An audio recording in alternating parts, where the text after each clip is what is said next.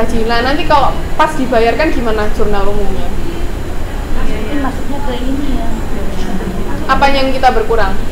Kreditnya, utang gajinya. Nah yang berkurang utang gajinya. Jadi kalau nanti kita membayar utang yang 3 hari itu, akunnya utang gaji pada Berkurang. iya, utang gaji pada kas, karena kita membayar utang pakai uang. Nah, uang itu kan kas. Nah itu tadi. Jadi pada saat kita membayar gaji karyawan, utang gaji pada kas. Tapi pada saat kita mencatat utang kita ke karyawan, beban gaji pada utang gaji. Jadi gaji karyawan itu termasuk bebannya perusahaan. Makanya kita mencatatnya beban gaji pada utang. Kalau udah dibayar berarti masuknya ke kas ya. Iya, kasnya yang berkurang. Kasnya berkurang. Bukan masuk ke kas. Kasnya berkurang, utang kita berkurang juga. Oke, ada yang mau ditanyakan? Apa dong? Tadi mau nanya. Mau tanya apa? Potong jadinya utang. Oke. Itu untuk gaji-gaji karyawan ya.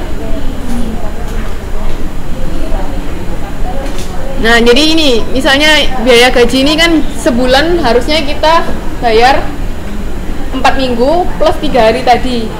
Ya kan? 4 minggu itu kan berarti 1.200.000. Ini biaya gaji untuk bulan Juni.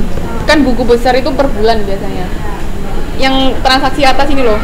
Yang ini, yang ada panahnya ini tuh transaksi biaya gaji untuk bulan Juni. Kan sebulan kita harusnya bayar 2 kali karena ada 4 minggu. Nah sisanya 3 hari tadi. Maksudnya ke bulan Kalau yang berikutnya. bulannya ada 31 kan isinya 4 hari. Iya, anggapannya seperti itu, asumsinya seperti itu. Tapi ya tergantung mingguannya kan tanggal tiap bulan kan beda-beda. Nah ini kalau untuk transaksi ini asumsinya seperti itu, biaya gaji. Jadi total 1 bulan yang harus kita bayarkan itu 1.350.000. Dari 600.000 kalikan 2 ditambah 150.000. Makanya totalnya kok 1.350.000 ya dari situ tadi. Oke. Itu untuk bulan Juni di soal ini ya. Tergantung masing-masing soal nanti biasanya. Bu, kalau misalkan 3 bulan gaji udah dibayar, itu jurnalnya gimana ya? Jurnal Sudah. sudah dibayar tapi jurnal buat sendiri bukan perusahaan gitu. Berarti dari sisi kita. Heeh. Berarti kas pada modal. Ada modal bertambah. Kan pendapatan kita kan, kas pada pendapatan. Kalau di persamaan akuntansi kas pada modal, tapi kalau di jurnal umum kas pada pendapatan. Kalau yang dari perusahaan itu karena kita kan berkurang ya bu kasnya ya. Jadi masih Iya, karena kita membayar kan, kas kita berkurang. Utang kita juga berkurang. Kan tadi kalau andai kata langsung dibayarkan nggak pakai utang, Iya. berarti beban gaji pada kas. Karena gaji karyawan itu merupakan beban perusahaan, makanya mencatatnya beban gaji pada kas. Itu kalau bayar gaji tanpa hutang. Oke? Paham? kamu mau sendiri aja ya. Ya kan pengen tahu pribadi. Iya, bisa dari 2 sisi. Iya. Kan lain perusahaan sama pribadi. Ya kalau Iya. kita memberikan pendapatan Asas apa itu? maksudnya. Asas apa yang harus membedakan antara perusahaan? Tadi Charlie apa namanya? Tadi itu Kemarin basis semua. bukan yang itu, yang satunya asas entitas usaha. Modul 1, ayo lupa. Lupa. Yang termasuk itu perbandingan antara dua sisi yang Oh bukan, yang pencatatan antara milik pribadi sama perusahaan harus dipisahkan tuh. Asas entitas usaha, ingat nggak? Modul 1. Ingat. itu asas itu Yang milik pribadi sama milik itu. perusahaan harus dipisahkan tuh. Ya apa namanya asas apa lupa. Asas entitas usaha kan di awal di modul 1 ada kok. Sekarang masuk ke 5, pendapatan yang tertagih.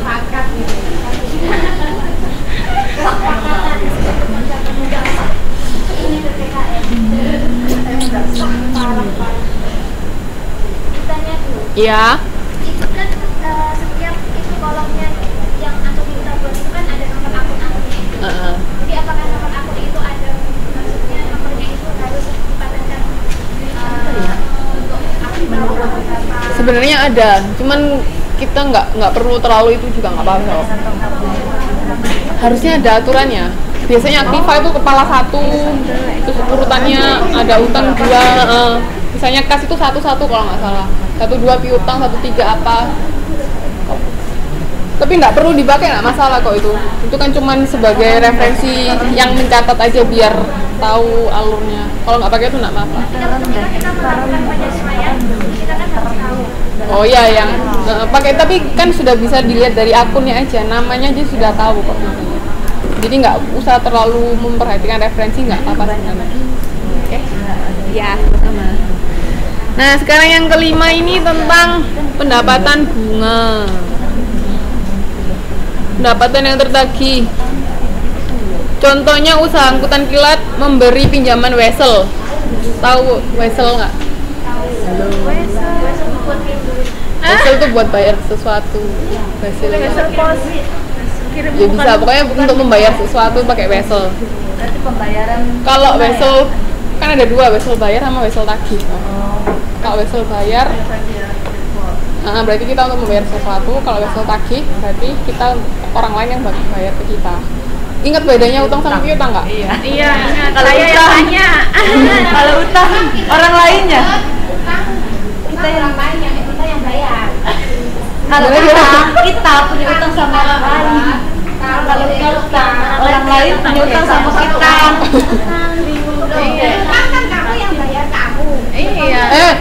Salah. Utang mbak yang bayar ke mbak. Enggak, piutang. Oh piutang, ya piutang orang lain yang bayar. Ke aku. Kasihnya bertambah. Aku yang bayar ke kamu. Iya. Gak usah mikirin cash dulu. Wis. Lah, kasih mati. Kok mati? Do you have? No money, no duit. Jauh sih. Ya kita lanjutkan. Iya, boleh. Gua makan banyak makanan nih.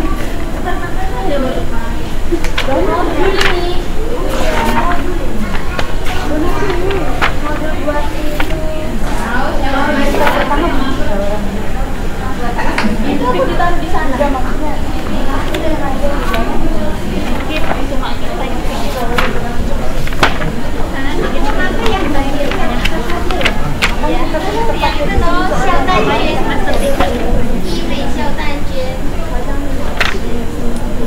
Buka 2.57. Nggak tahu kok mati. Halo. 2.57. Mati. Pendapatan yang sudah tertanggung. Kenapa Kak Alif mati? Nggak tahu mati semua ini kayaknya. Mati semua.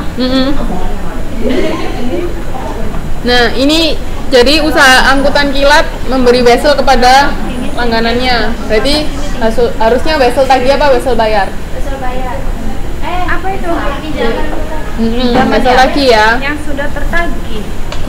Nah ini wesel tagihnya tuh seperti ini tulisannya. Jadi 1.440 12% selama 30 hari. Berarti bunganya 12% selama 30 hari.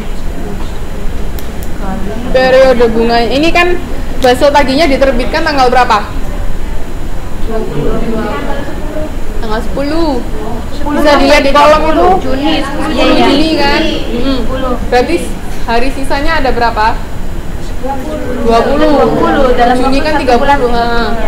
Nah makanya itu cara menghitung bunganya 1.440 dikali 12% dikali 12% itu setahun ya.